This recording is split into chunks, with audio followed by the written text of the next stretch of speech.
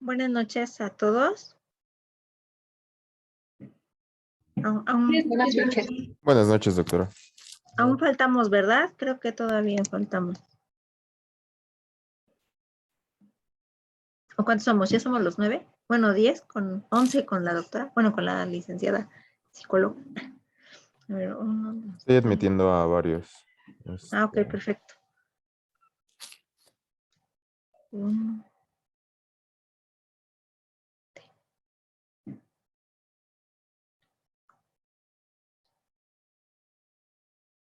Ustedes me dicen cuando ya estén.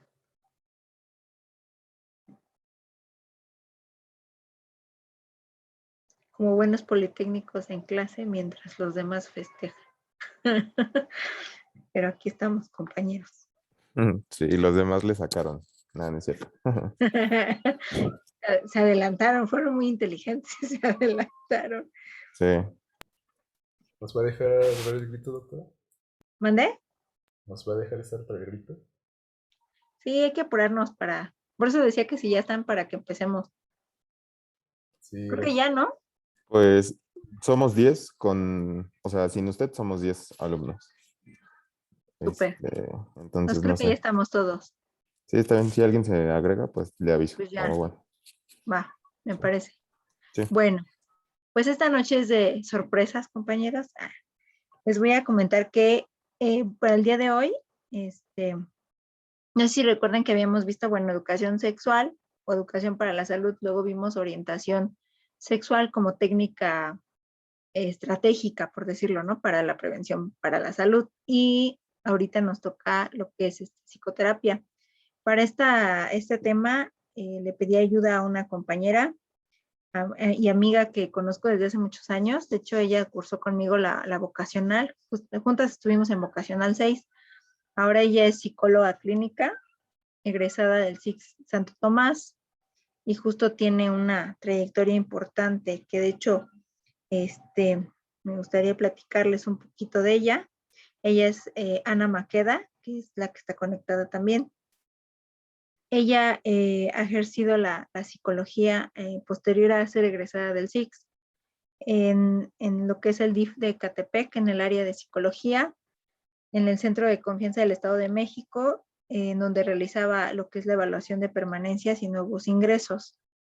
De hecho, he trabajado también en el sector privado, en lo que es la psicología laboral, por decirlo así, el reclutamiento, etcétera, ¿no? Entonces, sí, pues yo decidí invitarla porque al final del día, pues ella es experta en el tema del área psicológica, aunque ahorita el tema es muy puntual hacia la sexualidad humana, ella también ha tenido formación académica en ese aspecto y nos ayuda mucho a que nos demos otra perspectiva como médicos. Entonces, pues bueno, la voy a dejar a que ella inicie su tema. Y pues si gustan las dudas las vemos al final para que no nos vayamos rápido. Muy bien. Entonces le doy la palabra para que quede con ustedes. Gracias, Lili. Buenas noches a todos. ¿Me das compartir pantalla, por favor? Voy a apagar tanto la cámara. Ya se puede compartir. Gracias, Bram. Sí, de nada.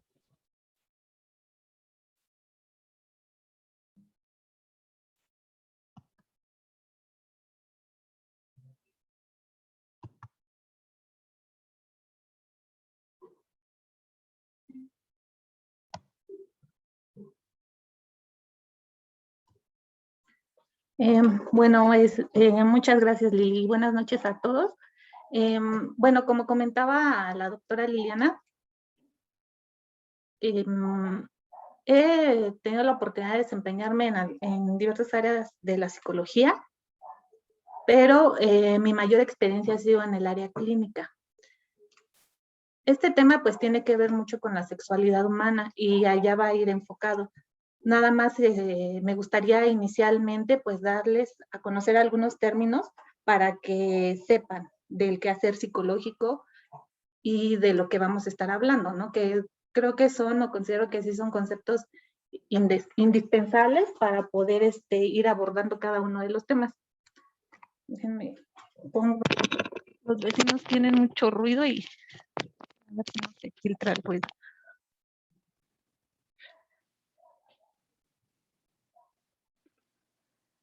Bueno, la psicología tiene, ¿cómo podría planteárselos? Tiene muchos campos de acción. Hay desde la prevención, la promoción y la intervención. Ahorita nos vamos a enfocar en el área de la intervención y eso nos lleva específicamente a la psicoterapia, que es la forma en que, o la manera en que los psicólogos llevamos a cabo esta parte, ¿no? Pero para explicarles un poco más acerca del área clínica, pues sí es importante mencionarles, perdón, que la psicología clínica es otra rama de la psicología enfocada en el tratamiento de los trastornos mentales, de personalidad y, bueno, todos los factores asociados a los mismos, ¿no?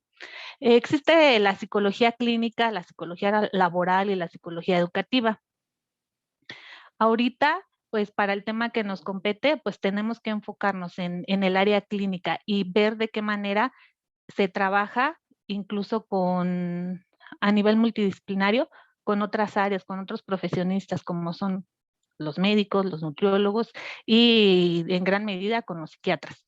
Bueno, ¿qué es la psicología clínica? Por definición, es una rama de la psicología dedicada a la comprensión y el mejoramiento del funcionamiento y bienestar físico y mental de un individuo o de un grupo de individuos. ¿Cuáles son los objetivos dentro de este campo? Pues primeramente comprender, tratar y prevenir problemas de salud mental. ¿Cómo se va a lograr eso?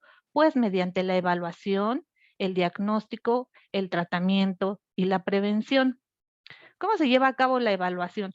Pues específicamente en el área clínica tenemos acceso o contamos con una gama amplia de pruebas psicológicas que conforman una batería y dependiendo de nuestros objetivos y de nuestras metas, pues se van determinando, ¿no? ¿Qué de esa batería nos va a servir para poder llevar a cabo un adecuado diagnóstico? Dependiendo del diagnóstico, pues vamos a ir enfocando nuestro tratamiento y las metas, a donde queremos llegar. Uno de los objetivos también importantes de esta área es conocer la naturaleza y las causas de los problemas mentales y físicos. Es decir, cuál es su origen, qué factores están interactuando, por qué está ocurriendo de cierta manera. Y bueno, ya poco a poco más adelante les voy a ir desglosando estos puntos. A esto me refería con la promoción, la prevención y el tratamiento. En cuanto a la promoción de la salud, pues está dirigido a toda la población en general, seguramente en medios televisivos, internet, incluso en televisión, pues se han visto muchas campañas enfocadas a la salud mental. Hace un par de días, si vieron, estuvimos bombardeados con información acerca del suicidio. Esas son las campañas pues sí, las campañas que se realizan para la promoción de la salud, dar a conocer a las personas de qué se trata y cuáles son las herramientas con las que cuentan para dar solución. La prevención, una vez que ya se ha lanzado, en este caso el ejemplo que les pongo esa campaña, pues habrá gente que se logre, más bien, habrá personas a las que se logre captar a través de esos medios y son las que se van a acercar a las diferentes, ya sea dependencias, consulta privada, su servicio de salud, para tratarse, ¿no? Ya que a lo mejor identificaron algo que conectó con alguna situación en particular. Entonces, las personas buscan ese tratamiento. A veces estos programas pues están enfocados a grupos específicos. Es decir, a lo mejor el índice de suicidio, por ejemplo, aumentó en la población adolescente. Pues entonces se diseñan modelos que nos ayuden a actuar en ese sector de tal manera que se pueda abarcar más. Y la que nos compete el día de hoy es el tratamiento. Una vez que pues ya se fue reduciendo de alguna manera ese sector de la población, pues a la consulta en un espacio ya definido llegan esas personas y es donde se inicia pues este proceso, este tratamiento. ¿Cuál va a ser la meta? Pues dar alivio a ese problema, a ese motivo de consulta por el cual acuden. ¿Cuál es la función del psicólogo? Pues es ayudar a las personas a producir un cambio mediante, entre otros factores, la modificación de las contingencias en su ambiente, auxiliándolas a cambiar la forma en que piensan, a regular sus emociones de diferentes maneras y modificando la forma en que se relacionan con otros. Es decir, el objetivo del psicólogo es buscar que ese problema con el que llegan a la consulta, pues evolucione en el sentido de buscar la mejoría, que haya un cambio. Si el problema se está centrando en algo intrapsíquico, es decir, que tiene que ver con las emociones, con los pensamientos, pues ahí va a ir dirigida la atención. Si la persona llega con un problema de pareja, pues se empieza a trabajar en esa área. Y bueno, a eso mismo se refiere con las formas en las que nos relacionamos con otros. Es decir, si esa persona ya tiene un problema o un trastorno mental, de personalidad, que ya está afectando otras áreas de su vida. No sé, ahorita se me viene a la mente un problema con el control de impulsos, pues entonces también se busca que la persona se adapte, que busque formas de relacionarse más adaptativas, ¿no? Bueno, ¿qué es la psicoterapia? La psicoterapia es un tratamiento que se da entre dos personas. Bueno, y si fuese el caso, pues se da entre un grupo de personas, en el caso de la psicoterapia grupal. Eso está determinado por el paciente o los pacientes y el profesional, psicólogo, el psicoterapeuta, terapeuta, como se le conoce, ¿no? De diferentes maneras. ¿Cuáles son las herramientas? Las herramientas principales, bueno, en su caso, a lo mejor, no sé, por poner un ejemplo así simple, ustedes tienen un baumanómetro, ¿no? Que les va a apoyar a realizar un diagnóstico, a hacer una evaluación. Nosotros lo que utilizamos es el diálogo. El diálogo permite que esa persona, que el paciente, pues exprese todos esos malestares que ha venido cargando, ¿no? A lo largo de un determinado tiempo.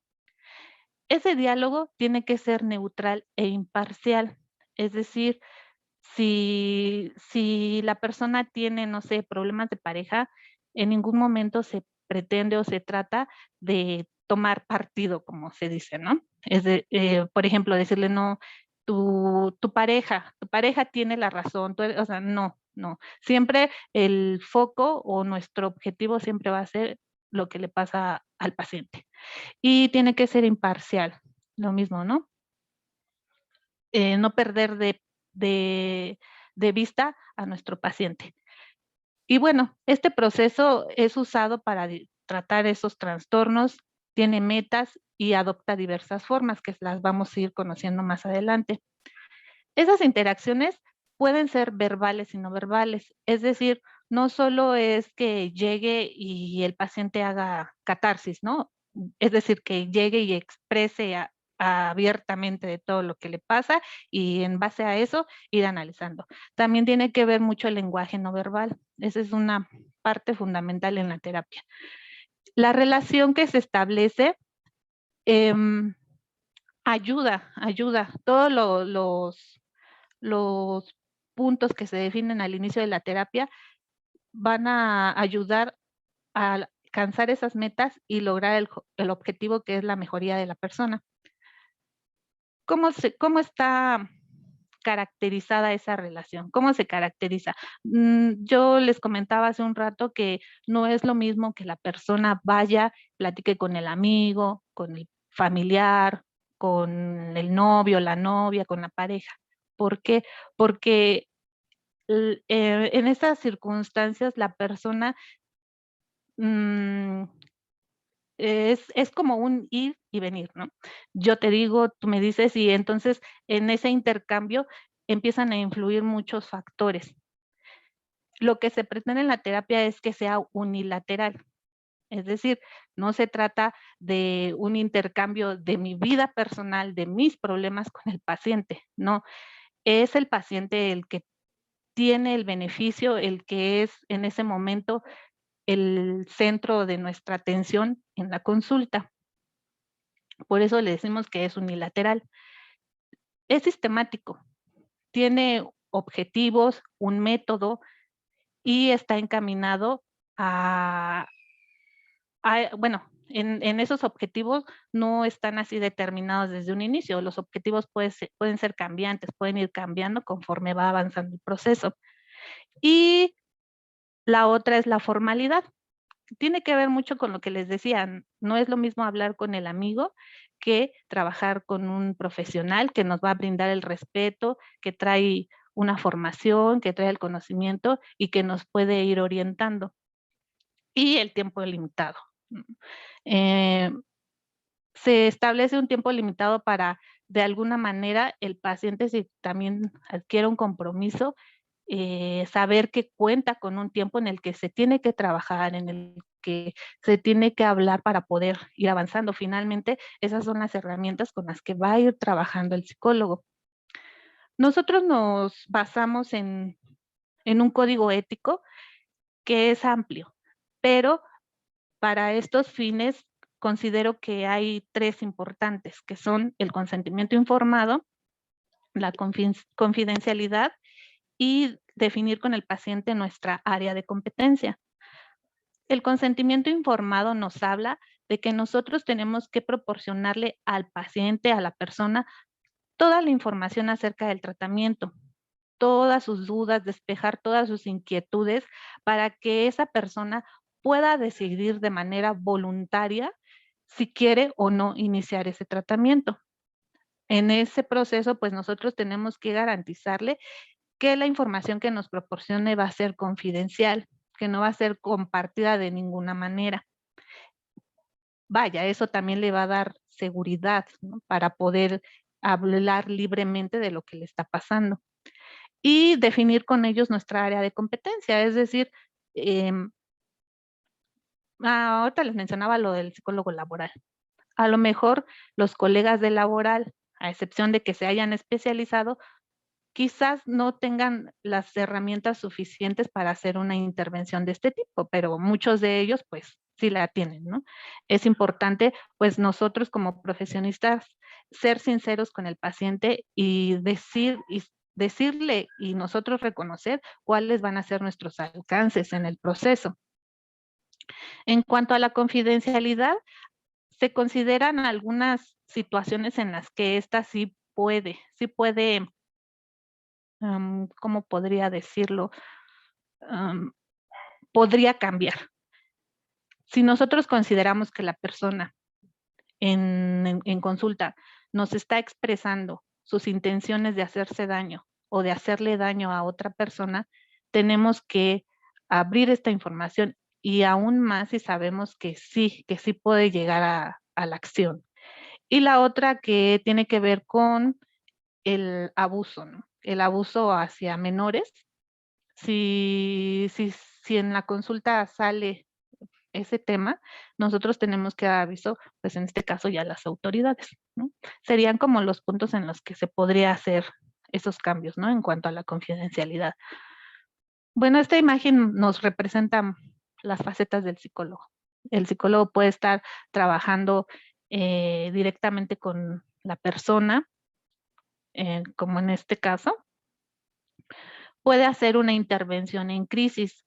Hay situaciones en las que a lo mejor la intervención tiene que ser inmediata. Incluso existen muchos centros de atención telefónica donde las personas pueden llamar.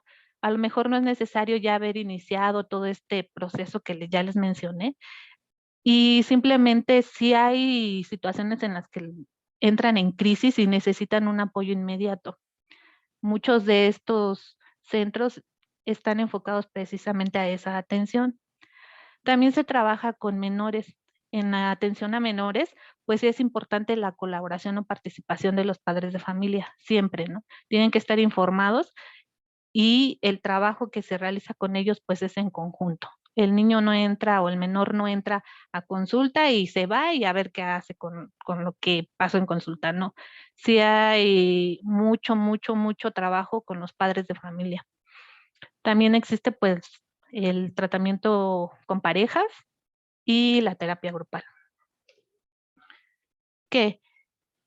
Esto ya lo mencioné un poquito. ¿Qué es lo que se va a trabajar? ¿Qué es lo que la persona quiere cambiar? Imagínense que un rompecabezas en el que a lo mejor la persona llega con un motivo de consulta, pero ya en el proceso psicológico, pues se van dando, ¿no? Se van haciendo como estos enlaces y se va armando como un rompecabezas de lo que le está pasando a la persona. Porque bien puede llegar con problemáticas de conducta. Imagínense, no sé, un niño en la escuela que está manifestando problemas de conducta. Los maestros a lo mejor ya no quieren lidiar, ¿no? Ya exigen que al niño se le dé la atención para que empiece a hacer un cambio. Entonces se involucra a las autoridades de la escuela, se involucra a los padres y en todo ese proceso, pues van surgiendo muchas cosas, que a lo mejor era una expresión a los problemas en casa, a lo mejor problemas de pareja, bueno, en este caso del niño serían con sus padres, ¿no? A lo mejor las autoridades o de la escuela no están o no cuentan, porque así es en muchas instituciones, no cuentan con un área en la que se pueda canalizar a estos niños, entonces pues se busca de manera externa cómo ayudarlos. ¿Para qué? Pues para que hagan un cambio de conducta, para que se trate o se aborde cuestiones de tipo emocional, y esto con el objetivo de disminuir el malestar emocional y aumentar esa comodidad, la comodidad con uno mismo. Bueno, también pues lo que se pretende es cambiar lo que la gente piensa. A esto nos referimos de que muchos de nuestros pensamientos o creencias a veces resultan problemáticas. Lo que nosotros llegamos a pensar puede estarnos causando problemas emocionales, o a lo mejor la manera en que yo percibo, no sé, a lo mejor yo recibí un estilo de educación, ¿no? Mi familia se caracteriza por algo en específico, pero cuando la persona forma su propia familia, lleva consigo toda esa formación en el ámbito familiar pero vaya, no es de llegar e imponer, ¿no? Tiene que haber ahí comunicación, tienen que haber acuerdos con la otra persona, su pareja ahora. Entonces, ahí la persona tiene que aprender a ceder, a comunicarse, a estar dispuesto a hacer cambios que a lo mejor no tienen nada que ver con lo que a él le enseñaron o con lo que creía, ¿no? Entonces, también ahí va ese cambio, ¿no? La forma en que yo pienso, la forma en que yo creo. ¿Cuándo? ¿Cuándo se cree que una persona ya no necesita ir a terapia? Pues mucho se ha comentado, sobre todo en nuestra área, que a veces no es necesario, pues, presentar algún problema. Ir a terapia por iniciativa, a lo mejor en ese momento se sienten bien, pero iniciar un proceso, pues, también resulta benéfico. Entonces, no necesariamente tendría que haber un problema, ¿no? Esto se hace o es con el objetivo de sensibilizar a las personas respecto al tratamiento psicológico, ¿no? Para que deje de estar tan estigmatizado, tan lleno de prejuicios, ¿no? De decir que los que van a terapia son los que están locos o los que tienen problemas, no. El que va a terapia es porque quiere conocerse, a lo mejor quiere cambiar o simplemente tiene dudas, ¿no? Acerca de algo y en ese proceso quiere descubrirlo, ¿no? Pero bueno, aquí para el tema sobre sexualidad, pues vamos a resumirlo en estos 5 puntos. Primero dice que debe de haber una evidencia sintomatológica. Es decir, que ya la persona ya llega con un problema. Ya hay una relación entre lo psicológico y lo físico, ¿no? Por ejemplo, puede ser que ya esté dando los primeros indicios de un problema más serio. A veces la persona llega con un problema, pero ese problema está enmascarando un problema mayor y esto se vuelve secundario. Entonces, en el momento en el que uno piense que ya esta situación está quedando fuera de su control, pues sí es necesario recurrir a la terapia.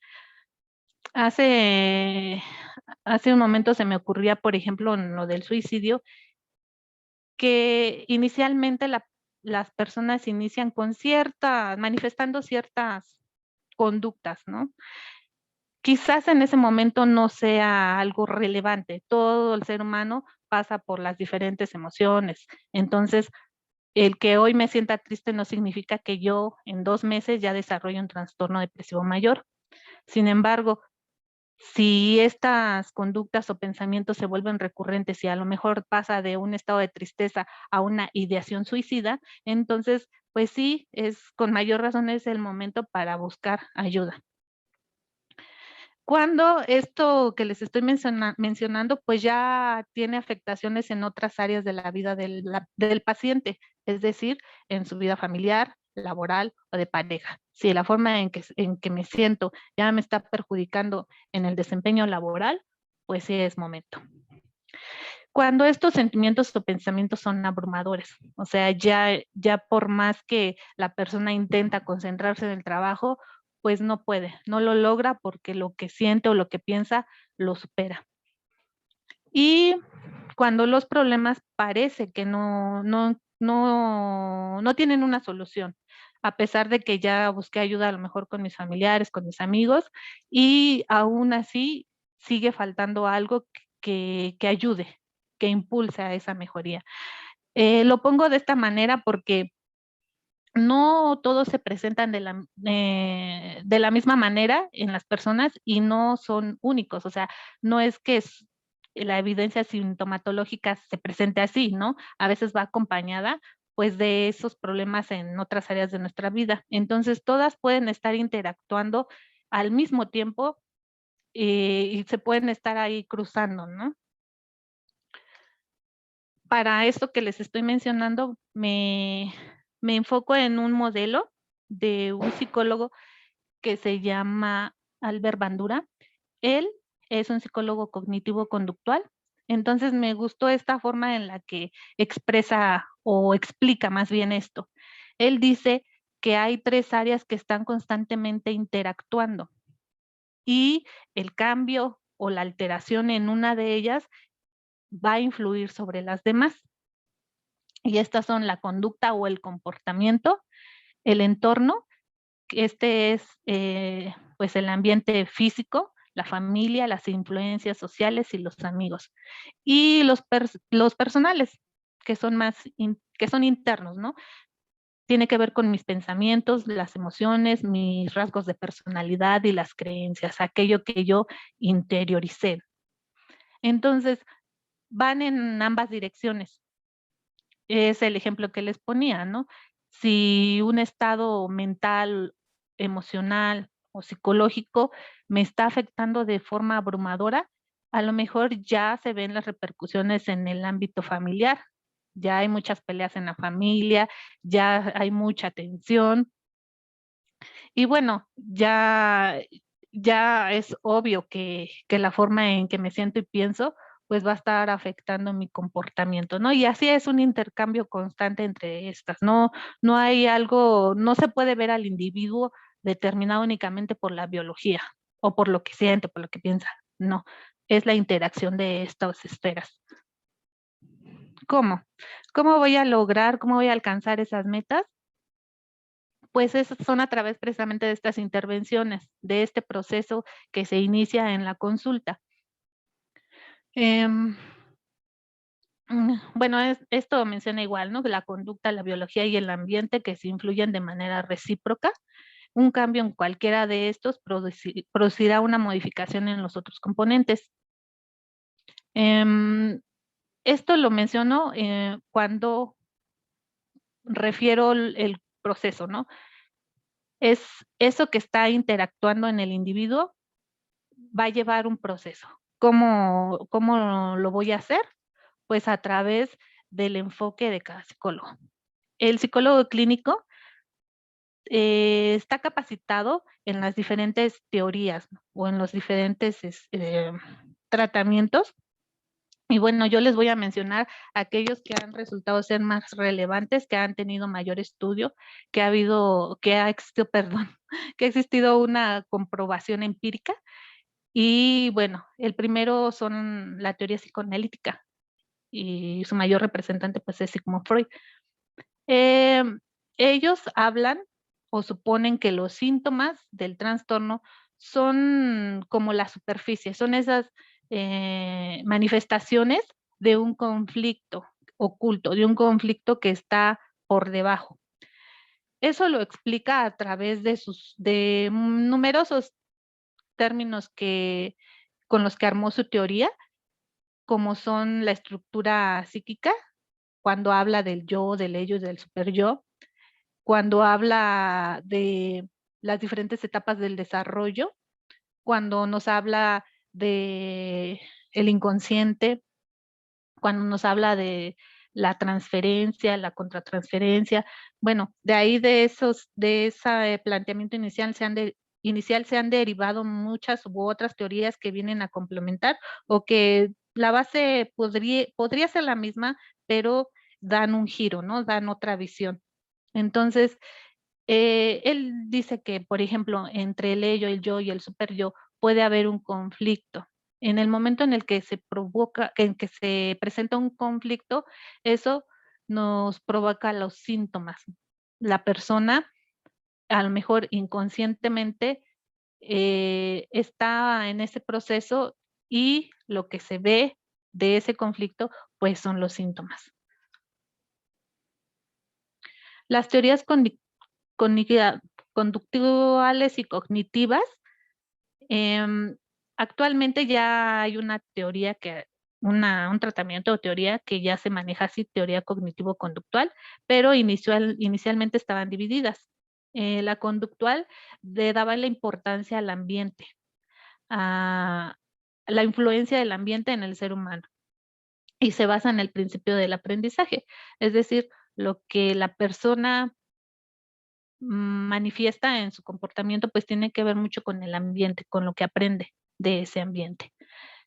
Y hay condiciones que derivan en esa conducta, que anteceden o preceden a esta conducta, que la van a definir, vaya. Y las cognitivas, pues se centra en esos pensamientos.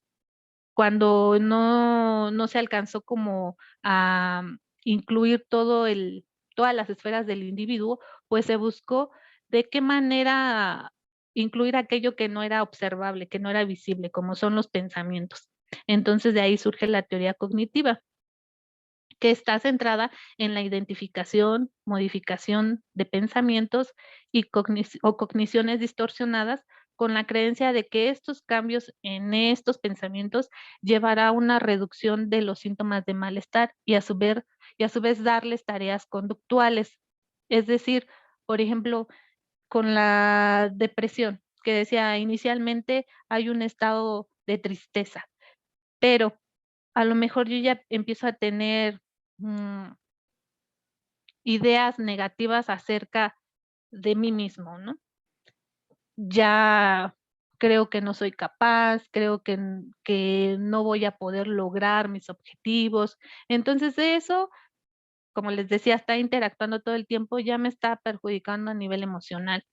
Y es ahí cuando se interviene y se pretende con diferentes técnicas, pues que el individuo cambie de un giro a eso que está pensando y se le dan también tareas, ¿no? ¿Qué puedes hacer o qué se le sugiere para que empiece a salir, ¿no? De ese círculo vicioso en el que pienso, me siento mal y ya tengo una visión del mundo negativa. Entonces, ¿qué puede hacer la persona para salir de eso? Y bueno, las teorías humanistas se centran en la capacidad de la persona hacia el crecimiento. Es decir, dice que los individuos tienen la capacidad para sacar sus propias conclusiones. Obviamente también le dan una interpretación en base a la experiencia, a su propia experiencia, para que obtenga un insight. Estas teorías no son tan directivas como en el caso del psicoanálisis. Ahí sí hay mucha interpretación por parte del terapeuta. Aquí la persona tiene como más control y poder sobre lo que dice y piensa. Estas teorías, todas, pues han sido estudiadas y analizadas por muchos años. Entonces, como tienen su fortaleza, también se han hecho algunos cuestionamientos, ¿no? Sin embargo, sí hay mucho sustento eh, teórico, hay mucho método, hay ciencia, entonces por eso se les ha dado mucha relevancia. Y de ahí, pues las menciono en general, pero de ahí pues ya se derivan otras que pues parten de esa raíz. Bueno, ahorita ya llegamos a los motivos de consulta psicológica, pues ya referentes a la sexualidad. Aquí es donde yo resalto la importancia del trabajo interdisciplinario. ¿Por qué? Porque el diagnóstico que nosotros llevamos a cabo en la consulta, pues depende, en ocasiones no es exclusivo del psicólogo, ¿no? Y en este tema de la sexualidad, pues sí tiene que ver mucho la parte médica. A lo mejor en los, no sé, trastornos de la personalidad trabajamos mucho de la mano, quizás con el psiquiatra, por la naturaleza misma del problema. Y en este caso, a veces sí hay mucha interacción con los médicos. Entonces, puede ser que la persona llegue a consulta directa al área de psicología o puede ser que venga referido de un área médica. ¿Por qué? Porque muchos de estos problemas sí tienen como una base en lo orgánico. Entonces, nosotros antes de continuar o de armar un plan de trabajo, pues sí tenemos que definir cuál es la naturaleza o el origen, si es médico o es psicógeno. Entonces, mm, se inicia la valoración con la historia clínica. Igual, aquí se arma esta historia clínica estableciendo el motivo de la consulta, por qué llega la persona. Se explora su vida familiar, obviamente en relación a cómo la vive, cómo funciona. Se explora, pues sí, la vida sexual de la persona. Si está en pareja, pues la vida de pareja. Si hay antecedentes o actualmente hay consumo de sustancias o si hay algún problema de salud importante. Entonces, ese va a ser como nuestro punto de partida para ir trabajando, para ir estableciendo el rumbo del tratamiento. Y bueno, nosotros lo definimos en base a disfunciones sexuales. Ahorita yo tomé como referencia el DSM, que es el manual para donde se clasifican todos los problemas de personalidad, en la sexualidad, de las emociones y todo esto, ¿no? Entonces, ahí nos dice que las disfunciones sexuales son un grupo de trastornos heterogéneos, típicamente caracterizados por una alteración clínicamente significativa de la capacidad de la persona para responder sexualmente o o experimentar placer sexual. Nótese aquí la importancia de que sea clínicamente significativo. Más adelante les mencionaré por qué. Se tiene que determinar si el inicio es de por vida o adquirido. Cuando nos referimos a que sea de por vida, no es precisamente del nacimiento, es principalmente cuando la persona inicia su vida sexual o empieza a experimentar en esa área. Y adquirido, es decir, que ya después de un cierto tiempo que la persona ha tenido más bien su actividad sexual en general ha sido normal y de repente se empieza a presentar un problema. A eso se refiere. Se tiene que considerar si es generalizado o situacional, es decir, que si lo que le ocurre a la persona es en cualquier momento, con cualquier persona, en cualquier situación o solo en situaciones específicas. Es decir, a lo mejor su funcionamiento o su desempeño sexual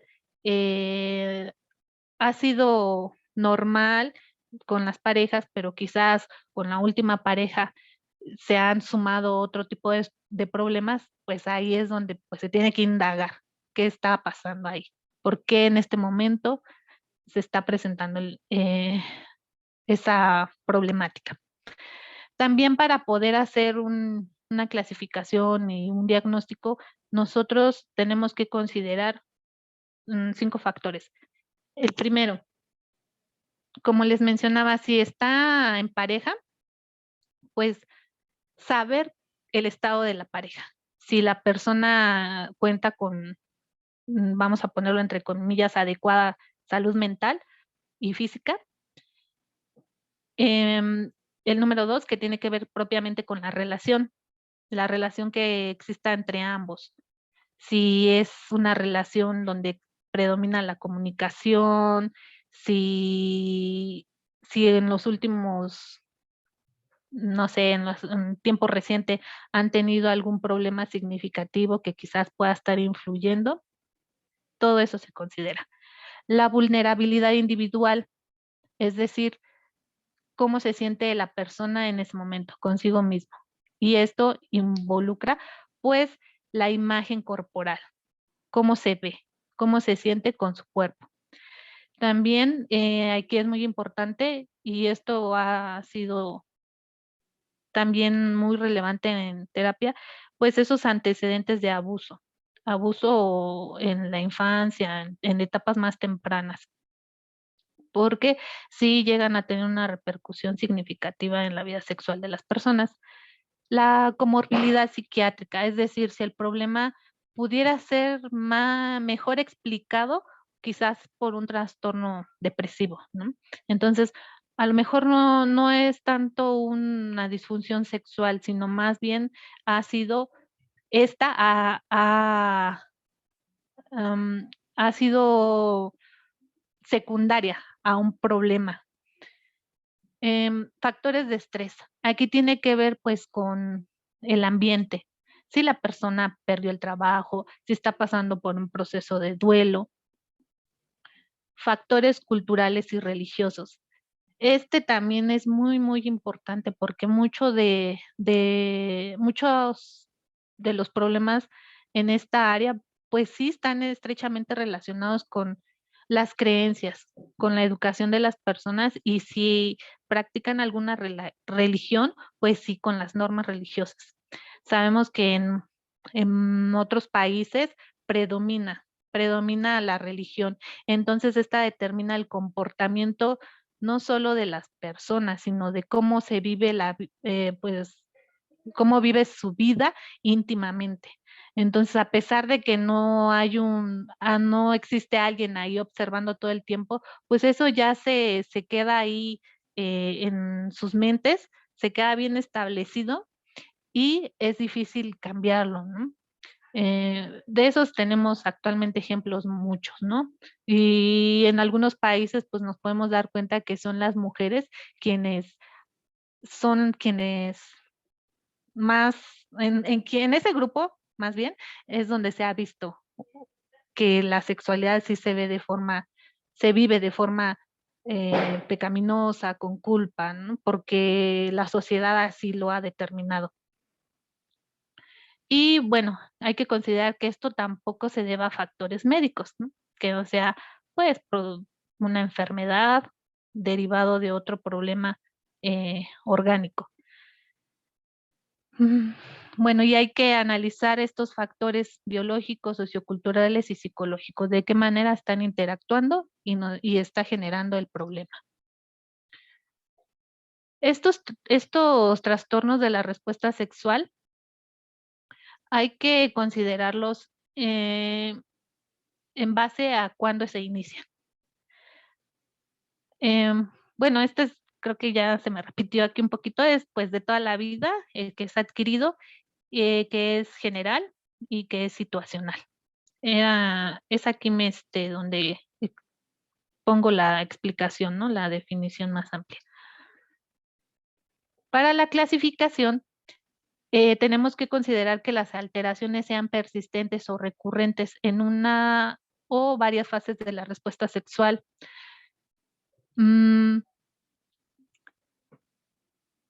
Por ejemplo, no se puede interpretar o no se puede diagnosticar a una persona con este problema si, por ejemplo, la problema de, no sé, erección se dio en una noche de fiesta, ¿no? Que andaba de fiesta, ingirió mucho alcohol y no pudo tener la erección, ¿no? No se puede tomar en ese ejemplo a la par de una persona que constantemente está presentando este problema y que ha sido recurrente y que no importa si ha sido con la misma pareja o con varias parejas, ¿no? Y bueno, estas alteraciones están principalmente ligadas a las inhibiciones, o sea, aquello que la persona considera que no debe o no puede hacer.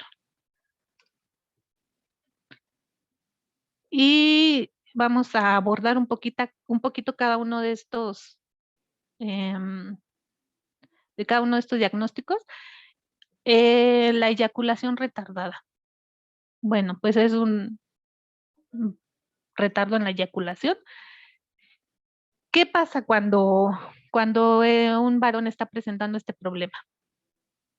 Pues le acarrea muchos problemas a nivel personal y de pareja. Ya empieza a haber un sufrimiento, no solo de él, sino también la pareja con la que se encuentra en ese momento, pues empieza a padecer el problema, ¿no? Porque ya no encuentran esa conexión sexual, ese disfrute. Entonces, a veces se llega a consulta manifestando un problema en la relación y quizás todo derive en ese problema, en el problema de eyaculación, como también son temas que están bueno, son temas tabú, la gente pocas veces o raramente llega diciendo, tengo este problema, no, sí es un poco complicado abordar el tema así abierta y directamente, hay un poco de pena, hay un poco de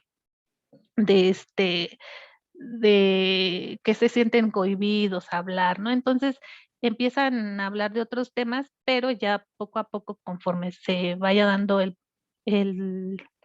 la confianza, como se vaya estableciendo, pues, definiendo bien la relación entre el paciente y el terapeuta, pues ya se van abriendo estos temas.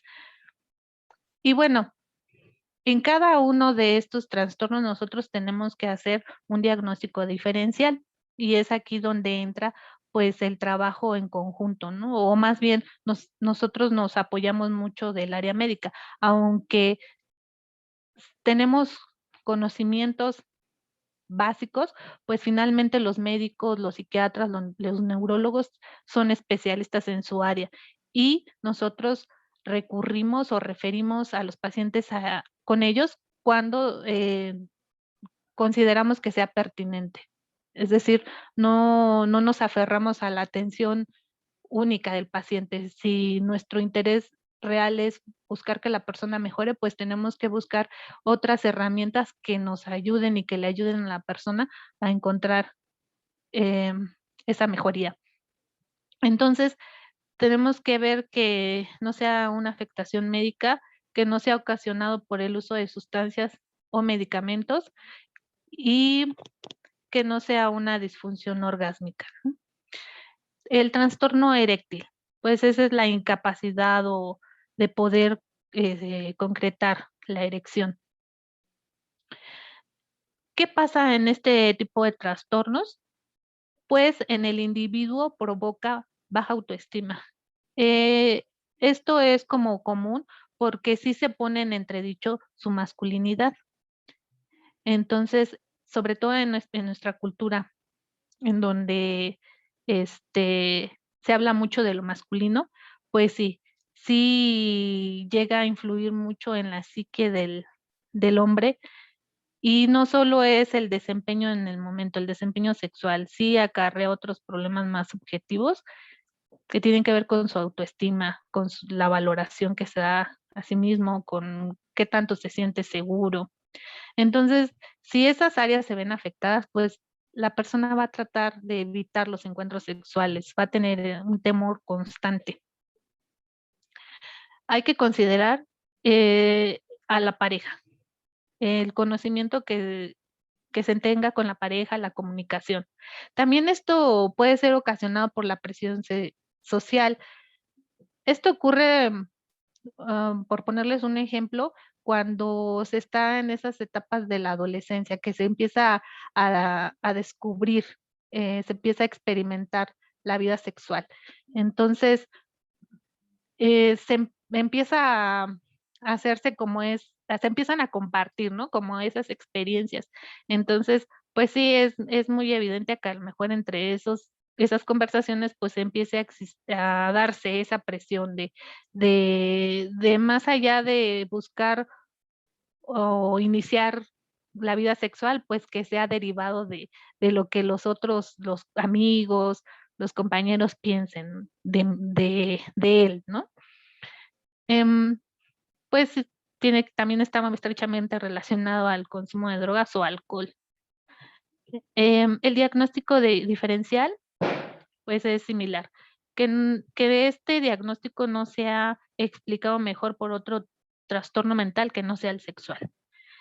Cuando ya se ha tenido una función eréctil normal, a lo mejor en algunas situaciones el funcionamiento es normal, pero en algún momento algo pasa. Entonces, que no tenga que ver con eso. Y bueno, la afección médica y el uso de sustancias o medicamentos. El trastorno orgásmico femenino, pues se hace referencia al retraso marcado, infrecuencia marcada o ausencia del orgasmo. ¿Qué pasa? ¿Qué pasa a nivel psicológico en estas áreas? La expresión que se dé acerca, o más bien, la forma en que se expresa la experiencia del orgasmo en las mujeres, pues es variada. Se puede entrevistar a muchas mujeres y cada una nos va a decir, o va a tener, sí, puntos en común, pero sí va a haber algo que difiera. Entonces, hay que estar ahí como muy, muy, muy, muy enfocados en lo que la persona nos está diciendo. Que durante las veces que tenga estos encuentros sexuales le ocurra, ¿no? Que no llegue a ese clímax, a ese orgasmo, que pueda ser en todas o en casi todas las ocasiones. Se dice que está a menudo relacionado con el interés o la excitación sexual y podría ser ahí un poquito como evidente, ¿no? Si no hay un interés sexual o una excitación, pues difícilmente se llega a la siguiente etapa, ¿no? Que es pues el orgasmo. Influyen factores como la salud física y mental, problemas en la relación, que ya mencionábamos, socioculturales, el rol de género y las normas religiosas. El rol de género aquí sí tiene mucha importancia porque es de alguna manera todo aquello que desde pequeñas se les ha enseñado de cómo tienen que ser, ¿no? Cómo debe demostrarse, cómo debe de comportarse la mujer, ¿no? Que sí, que no. Está definido más bien por esa norma social, ¿no? Por esas creencias sociales. Y bueno, si se creció en una familia muy conservadora, muy religiosa, pues aún más, ¿no? La exigencia o la presión en cuanto al comportamiento sexual, pues aumenta. Y a veces hay una discrepancia como entre lo que se le enseña a la mujer, la forma en que se le educó, y al momento en el que empieza a vivir su vida sexual. Entonces, cuando existe esa discrepancia, empiezan a surgir, pues, los problemas o los malestares, ¿no? Porque, se vive, como les decía hace un rato, eh, acompañado de la culpa, sobre todo. A lo mejor al varón se le enseña o el tener, no sé, mm, no quisiera que sonara como muy estereotipado, pero si el varón tiene una vida sexual abierta, muy activa, no se le ve de la misma manera a que si este comportamiento lo manifiesta una mujer, ¿no? Sí hay una diferencia en la forma en que se perciben estas dos conductas en cuanto al género. ¿Cuál va a ser el diagnóstico diferencial? Pues, nuevamente, que no esté asociado a otros trastornos mentales, que no esté inducida por sustancias o medicamentos, que no haya una afección médica y factores interpersonales. Tampoco se va a diagnosticar si son breves o infrecuentes. Tiene que haber, tiene que ser clínicamente significativo, lo que yo mencionaba inicialmente. Algo que también se me pasó comentarles y que sí es importante, en los factores interpersonales está estrechamente relacionado con la pareja, ¿no? Bueno, sí, con la relación de pareja. Es decir, si la persona está viviendo una relación de pareja muy problemática, donde ya hablamos de violencia, de agresiones físicas, psicológicas, incluso si se ha llegado al abuso, a la violación, pues eso también es un factor importante a considerar, porque no se puede diagnosticar este o los otros, o alguno de los otros trastornos, porque está influyendo un problema muy significativo, ¿no? Y entonces, sí se tienen que considerar ya otros factores. El trastorno de interés o excitación sexual femenino, pues, nos habla de una ausencia o reducción significativa de ese interés o excitación sexual. Y bueno, ahí nos dice que debemos considerar varios factores. En general, pues habla de un porcentaje, esto tiene que tener un porcentaje, perdón, significativo, entre un 70 al 100%, para que se pueda diagnosticar. ¿Qué factores están asociados con este problema? Pues las dificultades para experimentar el orgasmo. Entonces, hay, hay mujeres que manifiestan, por ejemplo, que sí tienen una vida sexual activa, pero que difícilmente pueden experimentar el orgasmo. Entonces, cuando no se logra ese placer o ese disfrute, entonces el interés o la excitación, pues se ven afectados, ¿no? Porque no encuentra como que no llega a ese nivel placentero. Dificultades en la relación o emocionales. Expectativas y estándares poco realistas respecto al nivel apropiado de interés.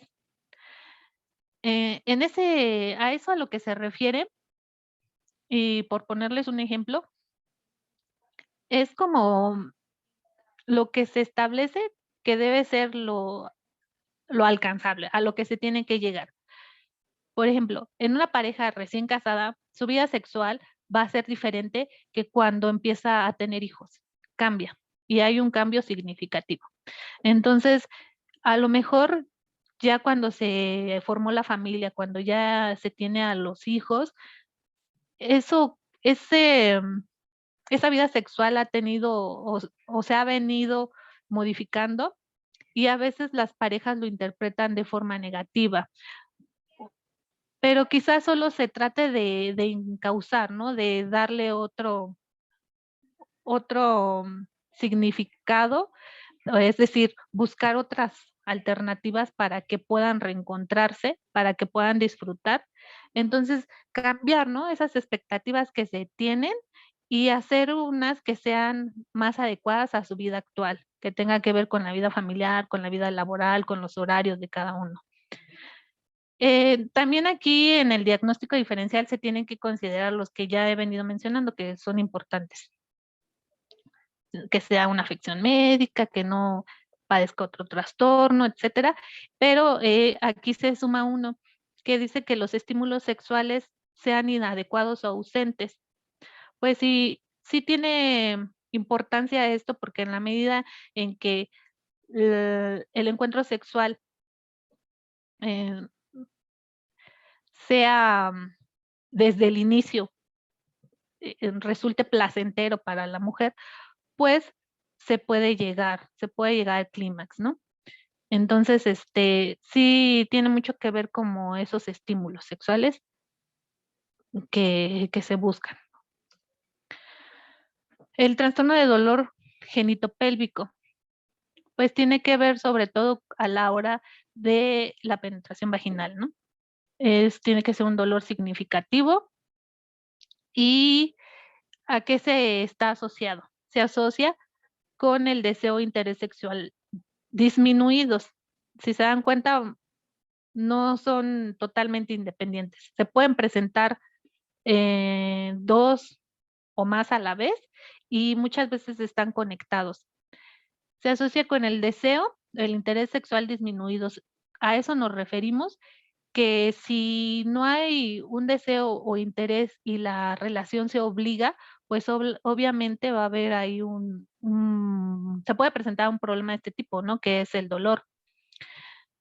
Hay una tendencia a evitar situaciones u oportunidades sexuales por lo mismo, ¿no? Se empieza a crear como una fobia o una aversión, entonces la persona pues ya no se muestra interesada y pues sí trata de evitar estos encuentros sexuales.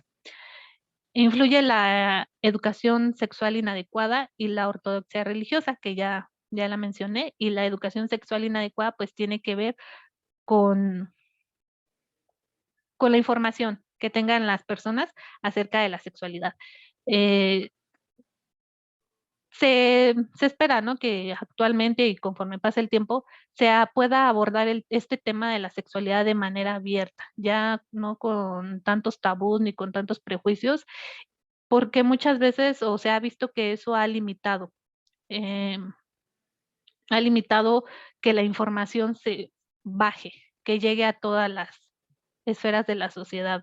Entonces, cuando esa información se ve de forma no muy, por decirlo así, no muy bien vista por las personas, pues se niegan o no se logra, pues, que la información que tengan, pues, sea la adecuada, ¿no?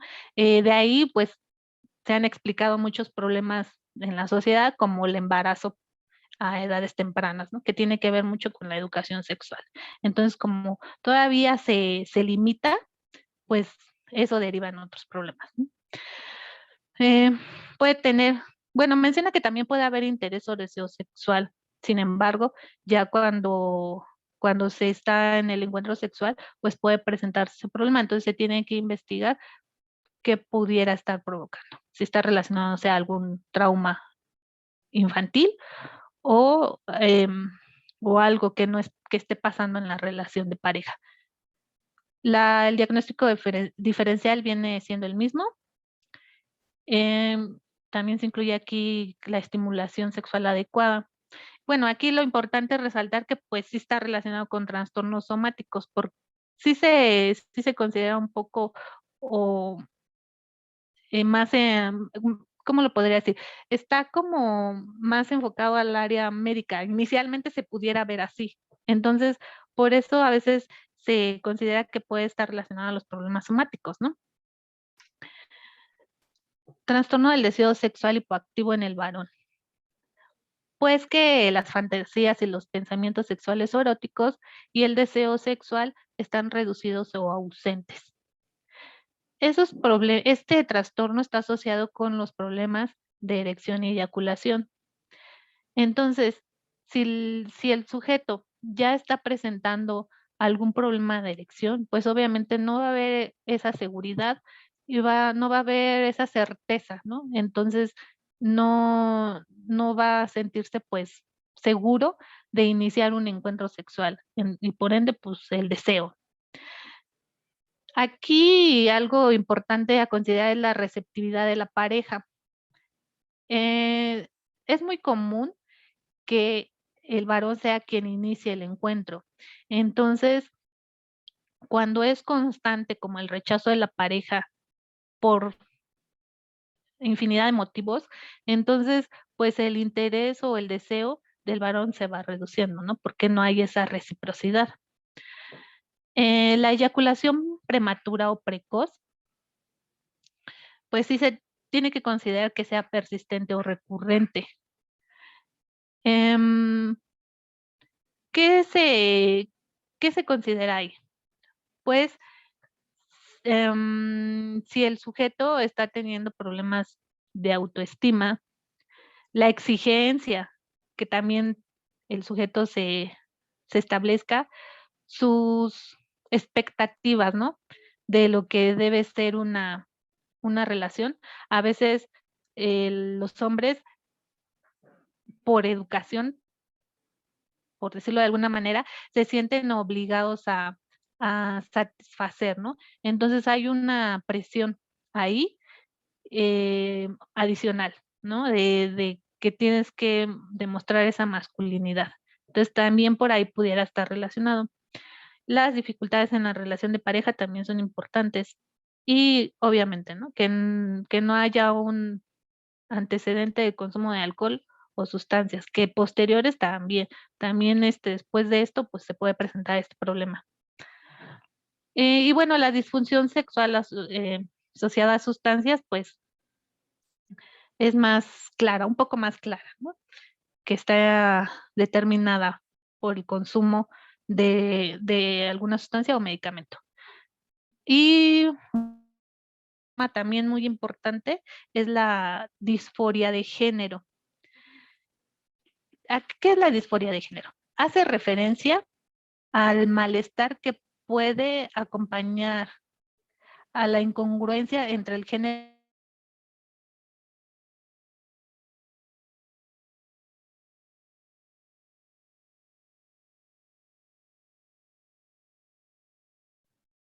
Creo que se fue el audio.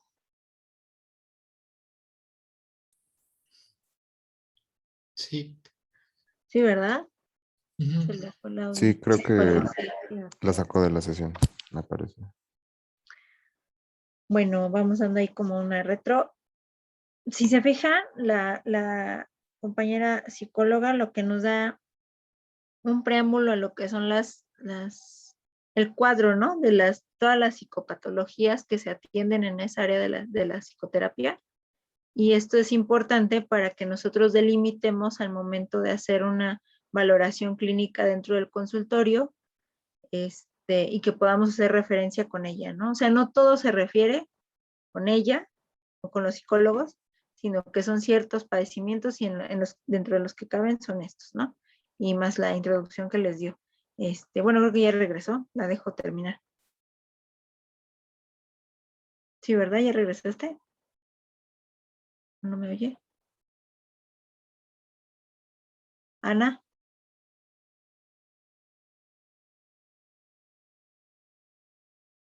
¿Sí nos escuchas?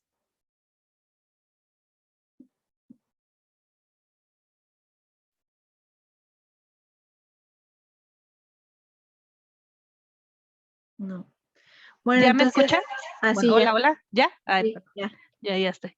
Sí me quedé en disforia de género. sí, te quedaste ahí justamente. Bueno, bueno, les mencionaba que era la importancia de definir el género. Entonces, esta incongruencia o este malestar se presenta cuando se habla del género experimentado expresado por el sujeto y el género asignado. El género asignado es lo que está determinado por el rol que desempeña en la sociedad y la forma en que la persona se siente, cómo experimenta ese rol. Entonces, em, se debe de considerar también la etapa del desarrollo en la que se encuentra el sujeto. Es decir, no se va a presentar de la misma manera en niños que en jóvenes o en el adulto, ¿no? Por ejemplo, el niño empieza a tener como juegos. En el juego, casi todo el trabajo con los niños es a través del juego. Entonces, que si desempeña roles o actividades que son del sexo opuesto, que si se quiere vestir con vestidos, que si quiere jugar a las muñecas, ¿no? Entonces, en los jóvenes tiene que ver más con quién se identifica, por ejemplo. Pero lo que aquí quiero que se entienda no es propiamente el diagnosticar si la persona se identifica o no con su género, con su rol. Tiene que ver con el malestar, con ese malestar le provoca insatisfacción afectiva y cognitiva. Ahí está como enfocado el problema. Entonces, bueno, nos dice que se pueden incluir muchas identidades, ¿no? Alternativas, más allá del binario de hombre-mujer. Entonces, pues aquí principalmente es eso, ¿no? Definir qué tiene que ver con la forma en que el sujeto vive, se siente en cuanto a su género. El que él expresa, el que él experimenta o el que se le ha asignado. Y bueno, estos factores asociados que se consideran, pues ya se han abordado de alguna manera a lo largo de esta plática y pues tiene que ver con todos aquellos factores que están influyendo constantemente, que están interactuando y que determinan el problema, que determinan en la conducta y en la forma en que el sujeto piensa y se siente. Los conflictos en el sistema familiar son unos, ¿no? La necesidad de otro sistema familiar para resolver conflictos, o sea, que no haya una independencia, que siempre se sea dependiente de los padres a lo mejor para resolver los problemas.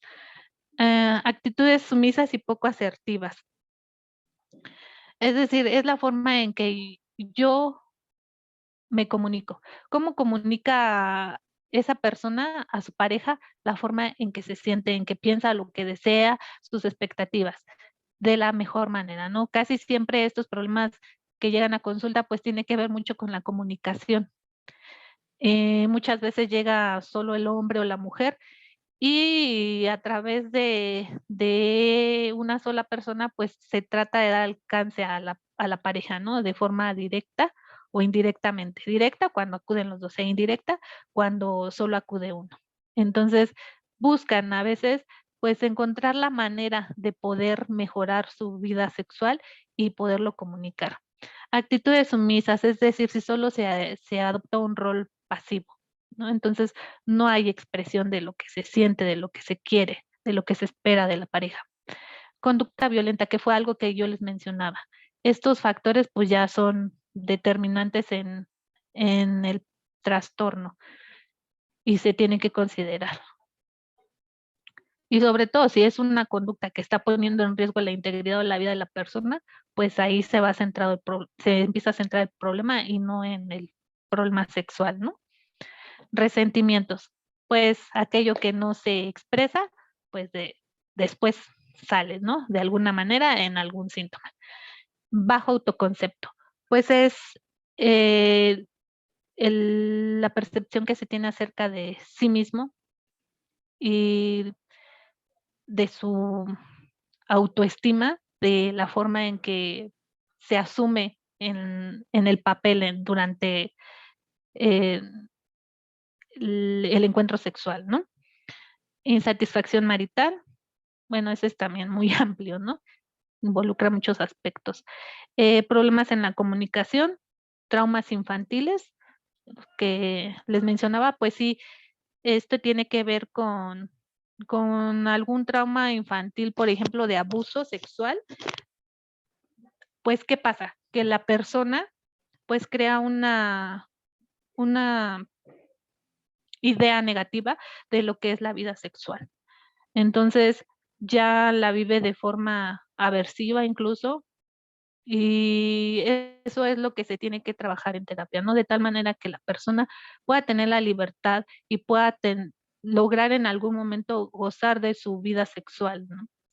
Entonces, pero primero se tienen que, pues, tratar esas heridas infantiles. Y bueno, modelos anteriores repetidos. Esto tiene que ver un poquito con la forma en que nos educaron, no dónde crecimos, el país, la cultura, todo tiene que ver ahí. Entonces, cuando una persona, por ejemplo, vive violencia de pareja, se tiene que, o lo más común es descubrir que a lo mejor en el núcleo familiar ya existía la violencia, ¿no? Más o menos a eso se refiere con modelos anteriores repetidos. Y bueno, lo que para mí es importante resaltar aquí es la importancia del trabajo multidisciplinario. Por ejemplo, nosotros en consulta, ya sea al inicio, durante o ya después de un largo tiempo de terapia, logramos identificar algún problema que pudiera estar relacionado a un trastorno mental, no sé, a lo mejor de personalidad o de las emociones, pues debemos hacer una referencia, en este caso al psiquiatra, por ejemplo, o si en algún momento la persona empieza a manifestar en consulta que uno podría, que un psicólogo podría decir que está somatizando, pues antes de determinar también tendríamos que referir quizás al área médica para que haga una valoración. Em, Me acordaba de un ejemplo en el que llega una pequeña a consulta y bueno, ya se tiene un tiempo considerable trabajando con ella y era un problema de depresión. Entonces, en algún momento del tratamiento refiere escuchar voces. Entonces, si nosotros pensamos que es una niña, que los niños tienen un pensamiento mágico, que los niños tienden a imaginar y a fantasear, y nos quedamos en eso, no la vamos a referir. Pero si tratamos o consideramos al paciente desde un enfoque global y buscamos realmente una mejoría, pues lo ideal sería referirla a que le hagan una evaluación psiquiátrica y determinar que esto sea parte de que tenga una naturaleza psicógena o que sí ya esté presentando algún otro problema mayor, ¿no? Entonces, bueno, el ejemplo se los pongo para que nosotros consideremos o veamos más bien la importancia de trabajar con otros profesionales, con otros especialistas, todo encaminado a que la persona reciba el tratamiento adecuado y que sea más completo. Entonces, en general, espero esto les pueda ayudar de algo. No sé si tengan alguna duda, algún comentario.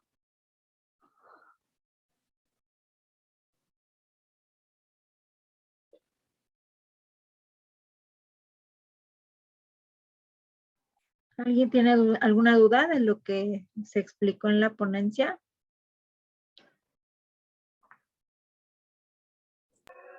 No, doctora. ¿No? A mí sí, esto me gustaría preguntar, bueno, es que ella mencionó que se trabajaba tratando de cambiar emociones y disminuyendo el malestar emocional. Entonces sería importante la educación emocional, pero ¿cómo haría esta educación o cómo gestionaría o enseñaría a alguien para gestionar estas emociones.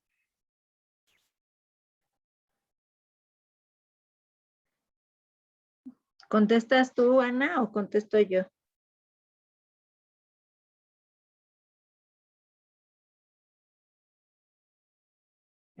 Bueno, les voy dando ahí un preámbulo. Bueno, sí es importante identificar, como bien lo comentó la licenciada, la parte de lo que es una emoción y de lo que es un sentimiento. Entonces, todo esto se va llevando a cabo dentro de la terapia psicológica. O sea, ella cuando ustedes refieren al paciente, cuando ella lo interroga, lo inspecciona, como decía ella, su lenguaje corporal, a ella le va a ir diciendo cómo abordarlo al paciente. Y todos los psicólogos son así. Entonces, ya conforme ella vaya haciendo esa evaluación, va a ir determinando qué teoría va a aplicar hacia el tratamiento de ese paciente. Pero no se va a hacer en solamente una sesión, sino va a tener que pasar ciertas sesiones para poder abordar el tema de las emociones y de los sentimientos. Sí es bien importante que identifiquemos que lo que son las emociones como tal, aquí por eso les pongo esta ruedita de las emociones, es este cuadrito. Bueno, este círculo, el del medio, esas son las emociones. El miedo, la sorpresa, la felicidad, la tristeza, el disgusto, la ira. Y todos los sentimientos derivados de esas emociones son todos los demás. Entonces, sí es importante que dentro de las primeras sesiones que dé la psicóloga o el psicólogo, se hagan esta identificación de emociones y de sentimientos. Eso es conforme va pasando el interrogatorio durante la terapia y el conocimiento del paciente, ¿no? O sea, que nosotros conozcamos al paciente, bueno, en el caso de los psicólogos. Entonces, eso es importante. De hecho, aquí hay unas diferencias que son importantes hacerlas como referencia. La emoción es una reacción al estímulo, es como algo inmediato, ¿no? O sea, lo que te viene al recuerdo o lo que te viene al impacto del suceso, del evento, esa es la emoción, ¿no? Y es inconsciente hasta cierto punto, ¿no? Es corta, es pequeña, de cuestión inmediata, antes que la razón, o sea, es un impulso por completo, ¿no? Y menciona, son universales, o sea, es indistinto del género, y son intensas, pues es una vivencia intensa, ¿no? Y llevan a actuar, o sea, tú actúas con el impulso, como ahora en el sismo, ¿no? Nos da miedo el evento y muchos tienen evento o estrés postraumático o estrés agudo posterior a la exposición anterior, ¿no? A la del 2017, que fue doble, del 7 de septiembre y del 19 de septiembre, y aparte del 85, ¿no? Entonces muchos ya traen ese estrés postraumático o estrés agudo. Entonces, ¿qué nos lleva a esa emoción inmediata del miedo? Pues actuar, ¿no? Entonces, ese es importante identificarlo. Y el sentimiento ya es algo más, más rebuscado, es más estable, es consciente, progresivo, largo, o sea, es un sentimiento más profundo, por decirlo así. Es de interpretar, ¿no? Ese es a lo que tenemos que llegar, ¿no? Cuando están ellos en la terapia, los pacientitos, son individuales, o sea, es propio de cada persona, ¿no? La forma en la que canaliza la emoción y origina un sentimiento y lleva a decidir, ¿no? A la toma de decisiones y a la manera de vivir. Entonces, es importante. Y todo este conocimiento se va dando a lo largo de la terapia. Entonces, sería imposible decirles que pues el psicólogo lo conoce de inmediato en cuanto conoce al paciente. Pues no. O sea, eso va a ir llevando desde que nosotros, médicos de primer contacto, hacemos esa identificación oportuna de que nuestro paciente requiere tratamiento. Entonces decimos, necesita una referencia de atención de salud mental. Entonces se refiere y el psicólogo hace su trabajo, ¿no? Empieza primero en determinar qué tipo de terapia le va a brindar, como las teorías que les comentó la licenciada, y obviamente con base en esa teoría va a ir dividiendo las sesiones y lo va a extender en tiempo largo, corto, ¿no? Entonces, sí depende mucho de la individualidad. O sea, no decíamos, ¿no? No son enfermedades, son enfermos, ¿no? O sea, es algo individual de cada padecimiento de los pacientitos. Es importante que nosotros pues conozcamos la medicina general, la medicina clínica, para que logremos primero descartar por completo que sea algo asociado a un padecimiento orgánico, como ya lo comentó la licenciada, ¿no? O sea, ya cuando no haya de otra, que ya lo valoró ginecología, ya lo valoró urología, ustedes ya le dieron de arriba para abajo a la química sanguínea, las PFHs, etcétera, ¿no? O sea, ya está el laboratorio y gabinete muy quemado y de plano no sale nada, entonces pues sí requiere ya otras alternativas de terapia, ¿no? Entonces, eso es a lo que nos referimos ahorita con esta plática que les dio la licenciada, que ustedes logren identificar oportunamente estos padecimientos que son muy puntuales para hacer la referencia a valoración psicológica, o sea que sí se ha visto, sí hay evidencia de que hay casos asociados a trastorno psicológico en esos padecimientos, entonces sí requieren una terapia de ese tipo. Y ya subsecuentemente durante la misma terapia, pues viene ya el tratamiento a esto que estamos viendo en pantalla. Como les comento, ¿no? Identificar las emociones, que justamente es como, por eso ahora es lo de la inteligencia emocional, ¿no? O sea, viene mucho de cómo estamos hechos para el afrontamiento, ¿no? Y la resiliencia también. Entonces, viene todo esto y aparte lo que son los sentimientos, si se fijan, pues son muchísimos, ¿no? Entonces, es más importante aprender a controlar esto de la emoción y derivado se va a dar un control de los sentimientos. Aquí también les muestra un poquito más puntual. La ira, por ejemplo, pues es una emoción y se derivan estos sentimientos, ¿no? La rabia, el enojo, el resentimiento, la furia, la exasperación. Entonces, así nos vamos. Entonces, toda esta identificación emocional, esa introspección que hace el paciente sobre sí mismo, es ya durante la terapia con el psicólogo, porque ya se va a empezar a dar esta cuestión del recordar, de las regresiones, ¿no? Que la llaman regresiones psicológicas, que logren al pacientito hacer que se dé cuenta dónde está el foco del foco de la patología como tal, ¿no? Entonces, no sé si contesté tu pregunta, compañera. Bueno, y quisiera agregar algo importante. En el tema de las emociones, pues hablamos de un proceso. Yo les decía que muchos, no solo los trastornos sexuales, sino todos los diferentes trastornos son multifactoriales. Todos experimentamos la tristeza, pero la naturaleza de esa tristeza, el origen de esa tristeza va a ser diferente.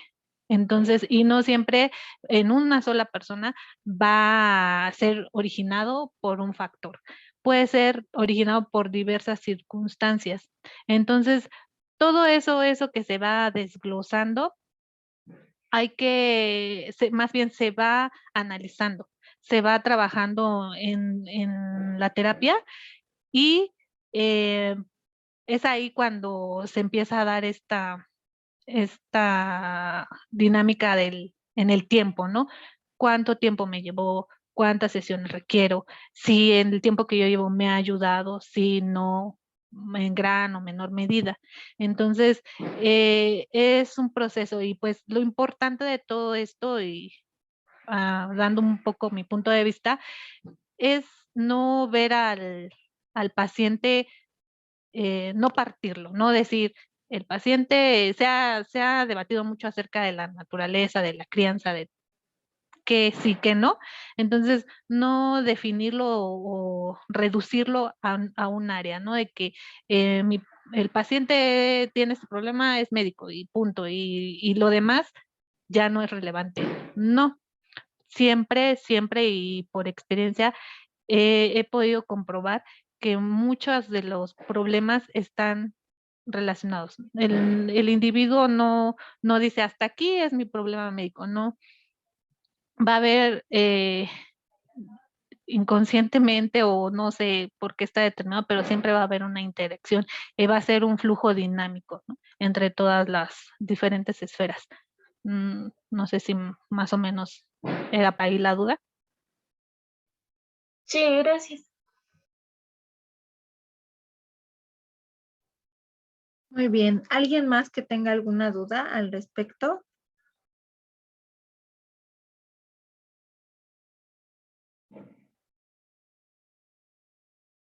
¿No?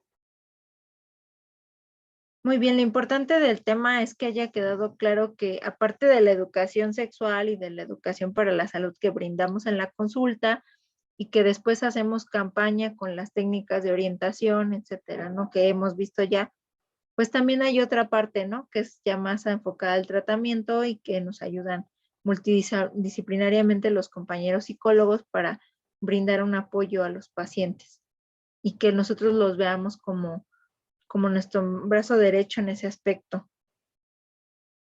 Muy bien.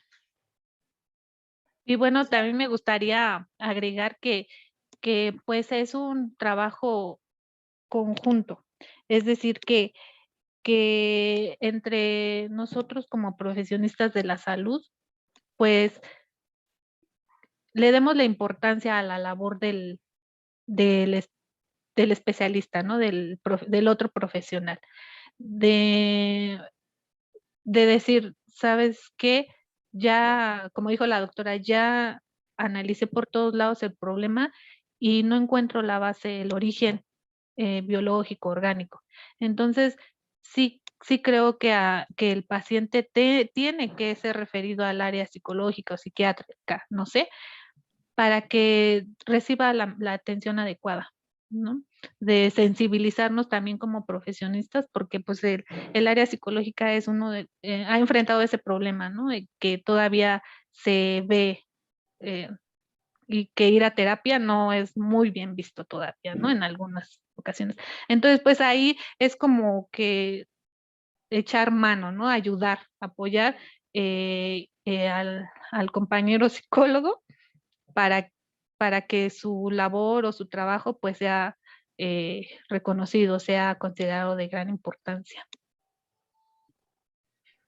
Por completo de acuerdo. Yo tengo una pregunta, perdón. Sí, Brandon, dinos.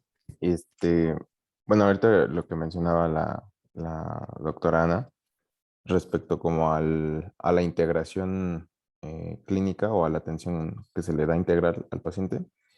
Mm, ¿Cómo, o sea, a lo mejor no se va a entender la pregunta, pero cómo podríamos, bueno, voy a poner un ejemplo. Por decir, yo en lo personal tengo, bueno, recibo tratamiento psiquiátrico desde hace unos meses y atención psicológica, bueno, o sea, psicoterapia como tal, completa. Y a veces es muy difícil, bueno, yo como paciente, es como, mm, pues es complicada la parte de que sé que mis dos doctores, bueno, el psiquiatra y la psicóloga no están de acuerdo. Y supongo que en un problema en una patología pues, sexual o pues sí, en una situación así, que es un poco más complicado, qué es lo más recomendable? O sea, tomando como mi ejemplo y el de un supuesto paciente, mm, ¿cómo se puede llevar a cabo pues un seguimiento entre ambos? O sea, por decir, si son dos personas diferentes que no se conocen, siento yo que un problema es ese, que el paciente a lo mejor desde su interpretación le puede decir algo a uno y otras cosas a otro, o ciertas cosas no se las dice a uno. Entonces, no sé, ¿cómo se puede mejorar esa parte? No, en este caso, en este ejemplo que pones, pues sí es importante para el trabajo psicológico, para la psicoterapia. Sí, ya cuando los pacientes están en consulta, mm, tiene, tiene que ver más con una cuestión de sinceridad, ¿no? Estoy hablando propiamente del trabajo psicológico. En la medida en que tú o la persona busque su mejoría o esté comprometido con los objetivos y las metas de la terapia, pues en esa medida va a hablar abierta, libremente con seguridad, con sinceridad de lo que le está pasando, porque en terapia influyen muchos factores. Uno es la transferencia y la contratransferencia, ¿no? Entonces, la resistencia en terapia. Esas barreras que pueden estar influyendo, el profesionista ayuda a que éstas sean permeables, o sea, que nos permita al paciente entrar en su vida, ¿no? Pero también, ese es el trabajo del psicólogo, pero también existe ese compromiso del paciente, ¿no? Que él se comprometa con su mejoría y que trabaje. Ese es su trabajo en terapia, ¿no? Avanzar guiado junto con el psicólogo. Ahora, si entendí muy bien como que esta discrepancia o estos diferentes puntos de vista entre un profesional y el otro, difícilmente, porque a excepción de que se trabaje en un sector, bueno, en mi experiencia, por ejemplo, en el sector privado, que estábamos en constante trabajo con los nutriólogos y los médicos, pues era a lo mejor fácil, ¿no? Obviamente no se hablaba nada de la vida del paciente por los principios éticos que les mencionaba de la confidencialidad, pero si teníamos alguna duda o si considerábamos que el médico o el nutriólogo no lo podría resolver, pues había esa apertura hacia ellos y hacia nosotros. Pero cuando se manejan en sectores diferentes, en consultas diferentes, pues sí es complicado. Y yo creo que ahí la responsabilidad es de cada profesionista. Algunos psiquiatras sí están especializados o sí toman o se forman, toman algún, no sé, posgrado para enfocarse en la terapia. Pero mientras esto no sea así, pues creo que sí tienen que dejar o darle paso al profesional de la salud mental, ¿no? Y, por ejemplo, en el caso del psicólogo, ¿no? Yo no podría recetar, ¿no? Yo no podría decir, te voy a dar este medicamento porque tengo conocimiento de esto y sé que te va a ayudar en tu problema de ansiedad, ¿no? No, ahí yo tengo que darle paso al profesionista, al que sabe, ¿no? Es como un poquito del zapatero a tus zapatos, ¿no? No sé Es que si más o menos era en esa línea. la formación académica que tiene el psicólogo es distinta hasta cierto punto del psiquiatra, porque el psiquiatra sí tiene un enfoque más farmacológico y tal vez no tanto de la terapia psicológica, pero sí va más enfocado a la patología de los neurotransmisores, o sea, cómo funciona la psique a nivel de sustancias químicas, por decirlo así. Entonces, y en el caso de los psicólogos, pues no tienen esa formación farmacológica, tienen la otra, la del tratamiento con base en las teorías, como lo comentó la compañera. Entonces, yo creo que Brandon, lo que decías, bueno, no sé yo lo que yo entendí, fue también de cómo tú harías para que se empatara más o menos la comunicación entre tu psiquiatra y tu psicólogo. ¿A eso también te referías? Sí, pues sí, que ambos pudieran estar al tanto. Por decir, mi psicóloga es recomendada de mi psiquiatra, pero Ujú. por lo que yo he visto en mis sesiones, pues es que ellos dos no hablan. Entonces, pues yo soy, ahora sí que el que, o sea, yo solito soy el que, el El que que les les da, pasas la nota. ajá, el que les da el reporte, ajá, del avance como tal. Es que, Entonces, digo, a menos que tu psiquiatra a lo mejor le pida un resumen médico a tu psicóloga, o sea, de hacerlo formal, ¿no? O sí. no sé, se me ocurre, un resumen médico de la terapia que le está brindando, de tu estado clínico, tu estatus clínico mental, o sea, que ya lo entere. Pero si no lo solicita el psiquiatra al psicólogo, tal vez va a ser difícil que entre ellos se enteren. O tal vez también a la psicóloga le convendría decir, ¿sabes qué? Requiero una interconsulta de tu psiquiatra, requiero un resumen médico y pues que me hagas saber cómo te está tratando a ti farmacológicamente, ¿no? Porque también le convendría saber a tu psicóloga, saber qué medicamento te están dando, cómo va a responder el fármaco en tu cuerpo para que ella pueda abordarlo. Bueno, eso es lo que yo veo bajo mi perspectiva médica y creo que a lo Eh, mejor podrían empatarse así. Sí. Ahí el tema desde el punto de vista psicológico es más complejo. Es más complejo por los principios éticos que yo les mencionaba acerca de la confidencialidad. No va a Nosotros pedirlo. de ninguna manera podemos pasar información del paciente, a menos, Que no como sea les explícito. mencionaba, en ciertas en ciertas circunstancias en las que esté en peligro el paciente, otros, o en un caso de abuso, ¿no? Si fuera el caso, a lo mejor, pero les vuelvo a repetir, eso ya es más complicado, que el paciente así lo deseara, pues sería, pues, em, que fuera claro, evidente que fue el paciente quien lo quiso, ¿no? Pero éticamente el psicólogo no puede, si el psiquiatra dice, oye, que no, no se puede. Entonces, a la inversa sí hay a lo mejor una posibilidad, ¿no? Porque muchas veces cuando llegan a consulta con alguna referencia, pues ya viene un resumen. Ya viene ahí una explicación del médico, del psiquiatra, que nos da una idea inicial, que nos orienta acerca de por qué lo está refiriendo y por dónde podríamos empezar.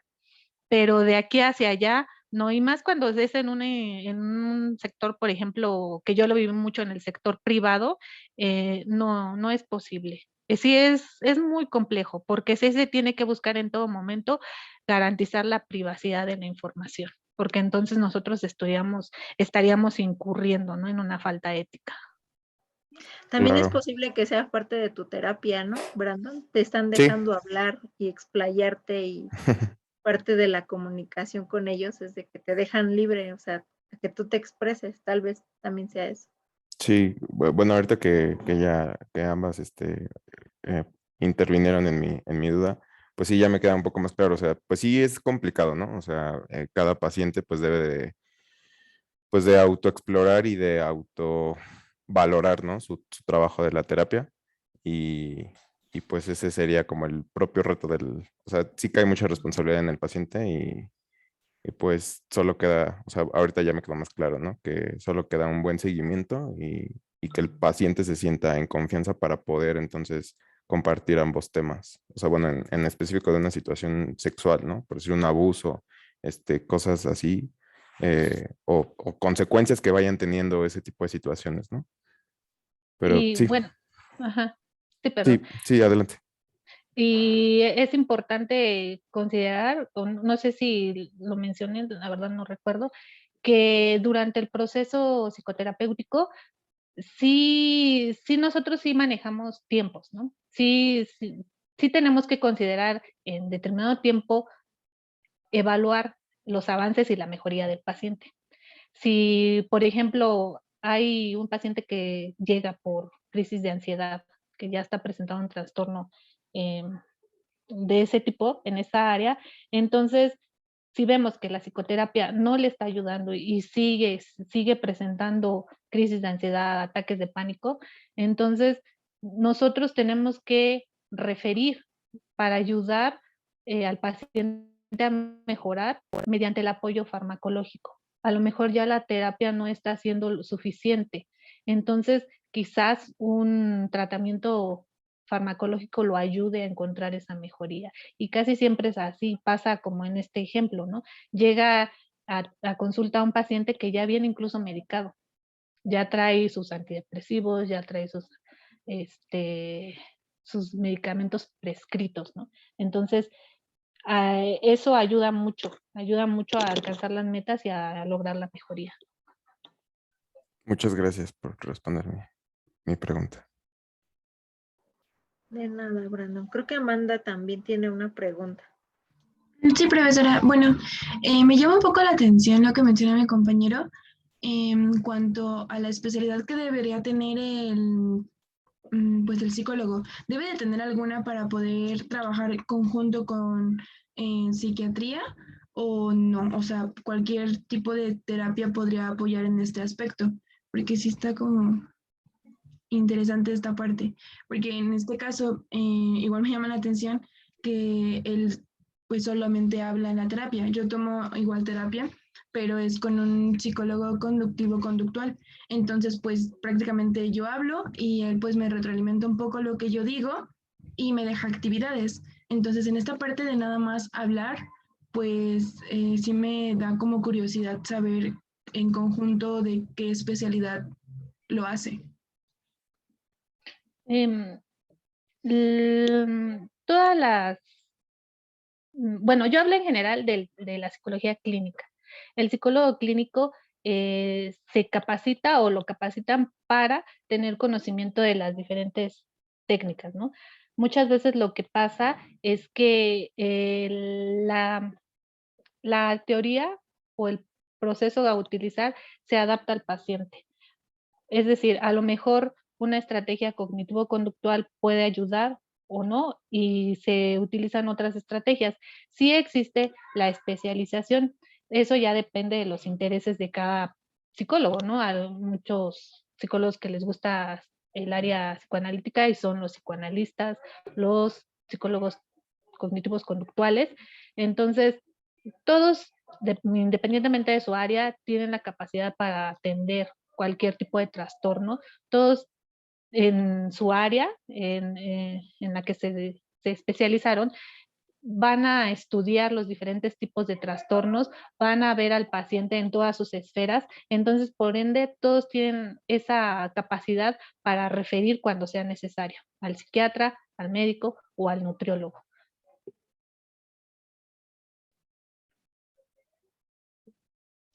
Ok, muchas gracias. Sí, de nada. Ok. ¿Alguien más tiene alguna pregunta?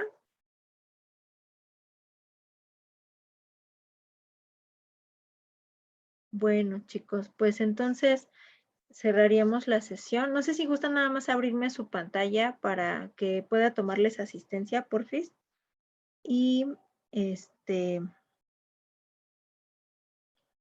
para que pueda tomar la asistencia y ya se puedan retirar.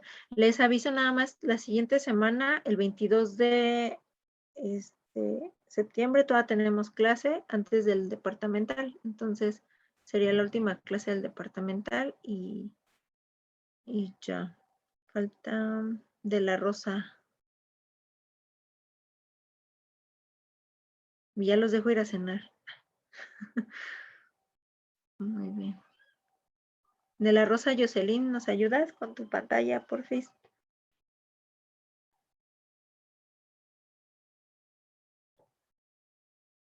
Ah, no la deja. Ok, Sí, ajá. ya ya me respondió. Bueno, pero sí respondió. Listo, entonces les tomo pantalla. Un segundo. Doctora, ¿me tengo que salir para que hagas la captura? No, ya está. Ya está, listo.